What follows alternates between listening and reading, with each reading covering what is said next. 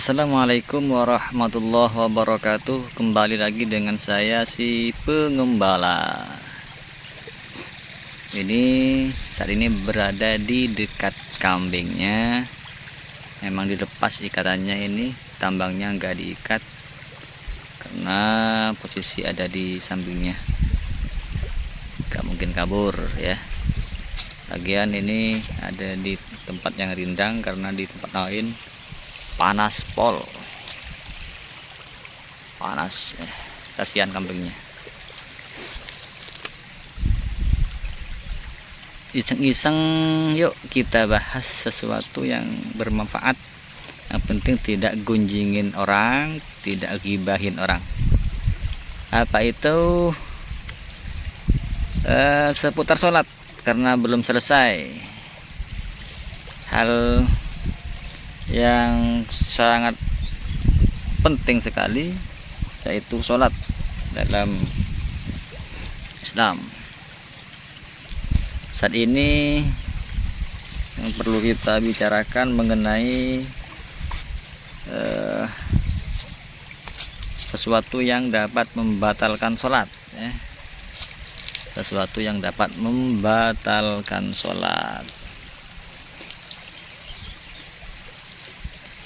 Apa saja itu? Yuk kita kupas satu persatu. Yang pertama, sesuatu yang dapat membatalkan sholat adalah berbicara lebih dari 2 atau 3 huruf yang dipaham artinya ya. Apa contohnya? Seperti menguap. Why, ini 3 huruf, W A I. Ini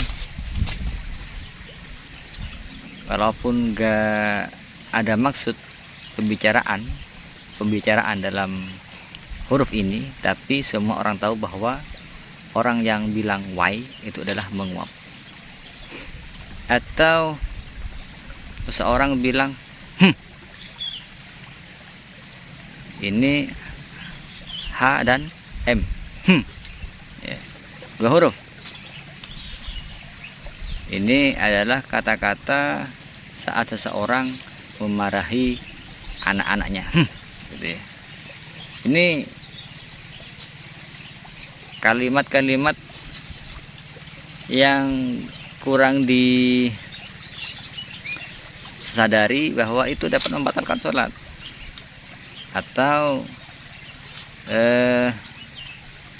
desisan seperti itu juga membatalkan sholat. Apalagi berbicara, apalagi ngobrol ya. Kamu jangan begitu misalkan. Ini ada berapa huruf sudah, bahkan berkalimat-kalimat, bukan huruf lagi. Ini dapat membatalkan sholat. Jadi ini harus dihindari, jangan sampai terjadi sesuatu yang keluar dari mulut kita. Karena dulu ada orang awam sholat, ada 4 orang, 3 menjadi makmum, 1 menjadi imam. Kebetulan ini keempat-empatnya awam dalam hal cara sholat berjamaah, maupun tidak mengerti apa saja yang dapat membatalkan sholatnya. Tiba-tiba dalam sholat ini berembuk yang 4. Yuk, siapa yang mau jadi imam? Si A, si B, si C, dan si D. Gak tahu. Gini aja. Hom pimpah. Siapa yang menang dia jadi imam. Tidak memikirkan siapa yang lebih alim, siapa yang lebih fasih bacaannya. Ya pokoknya nggak tahu lah. Awam banget ini. Setelah hom pimpah 1 menang, ditunjuk menjadi imam. Majulah si dia. Si A lah. Sebut si A maju menjadi imam. Setelah jadi imam, yang tiga orang di belakang ini jadi makmum, sholat seperti biasa. Di pertengahan sholat, karena ini awam, semuanya awam, tiba-tiba ada cicak jatuh. Ternyata si imam kaget, aduh gitu ya. Apa yang terjadi? Ada 4 huruf yang keluar dari mulut si imam, A, D, U, H. Aduh, yang dipaham maknanya. Ditegur oleh si makmum di belakang, ya agak tahulah, cuman tata caranya dia nggak paham bagaimana cara menegur imam yang benar. Apa yang terjadi? Si makmum di belakang, jangan begitu, itu membatalkan sholat, kata si makmum. Otomatis ini sama-sama batal. Dia nggak sadar bahwa dirinya lebih banyak huruf yang dilafatkan dari lisannya. Si imam masih mending, cuma aduh ada 4 huruf. Tapi kalau si makmum yang negor imam barusan, banyak itu, lebih banyak itu, ada berapa huruf itu, bahkan berkalimat-kalimat. Nah, 2 orang sudah batal. Apa yang terjadi?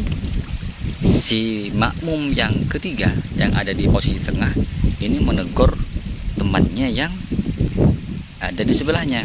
Gimana? Dia mensenggol pakai sikutnya dengan mengucapkan bertanda jangan berisik, bertanda jangan berisik. Otomatis ini juga membatalkan sholat. Apa ya itu yang dapat membatalkan sholat? Pertama, gerakan yang cepat seperti ini, ya, gerakan yang cepat juga membatalkan sholat. Dan juga S dan T 2 huruf, tapi itu dipaham maksud tujuannya, maknanya. Tujuannya apa? Untuk tidak berisik. Batal ini. Nah, tinggal 1 orang, mestinya ini selamat karena gak kebagian percakapan ketiga-tiganya ini. Apa yang terjadi? Si satu ini ngomong juga, ternyata bergumam dia, untung aku gak ngomong, kalau mau ngomong aku juga batal. Loh, itu tapi ngomong. Ya akhirnya sama-sama batal keempat-empatnya, sahabatku. Jadi ada beberapa huruf, 2 atau 3 yang dipaham maknanya, tapi tanpa disadari itu juga dapat membatalkan sholat. Hati-hati.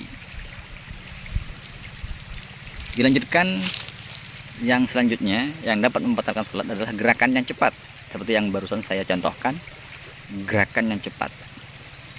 Contoh lagi, misalkan ada soft di depan kita, ada yang lowong, kita punya keharusan untuk maju mengisi soft kosong tersebut. Gimana caranya? Kita harus pindah ke depan dengan perlahan-lahan, jangan cepat, apalagi lompat, perlahan-lahan depan, karena gerakan yang cepat itu juga dapat membatalkan sholat. Apalagi yang dapat membatalkan sholat, yaitu pukulan, tepukan yang cepat. Kayak apa contohnya ya?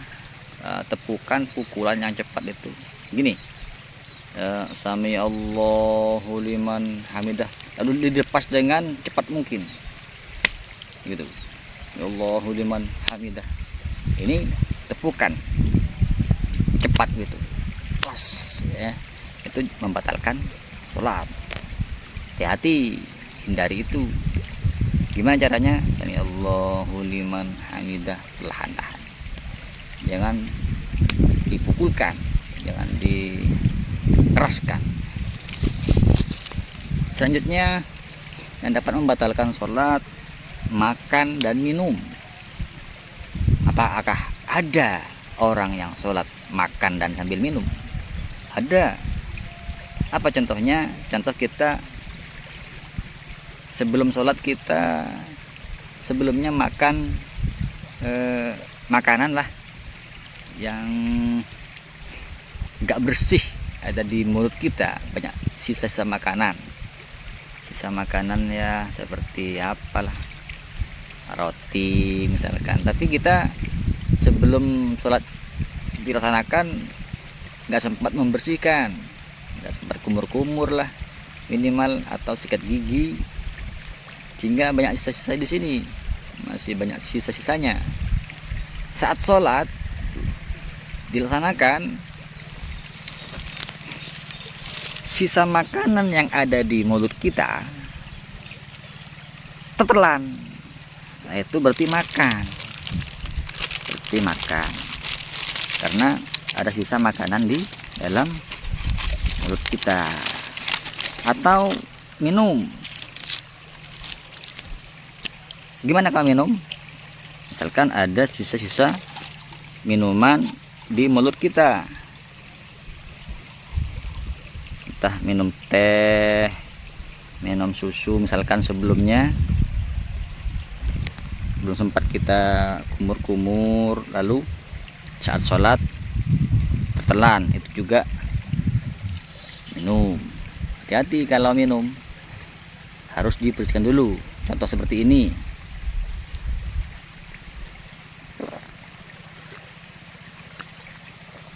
Pakai tangan kanan, cuman di kamera kebalik ya,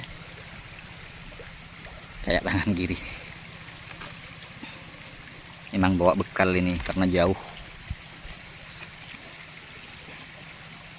Nah, ini sisa-sisa manis di mulut masih terasa.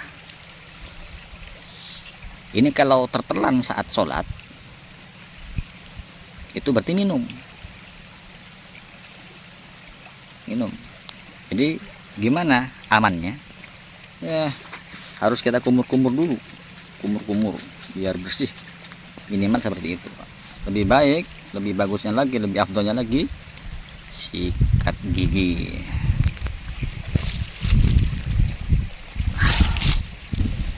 Sahabatku, oh iya, barusan saya terdengar suara anak nangis.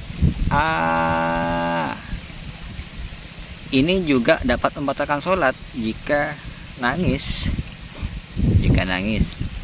mengeluarkan suara, apalagi ditambah keluar air mata dan menetes ke mulut dan tertelan. Ini batal. Kalau seorang dewasa tiba-tiba nangis dan tertelan air matanya, itu dapat membatalkan sholat. Untuk itu hati-hati, jika khusyuk jangan sampai tertelan.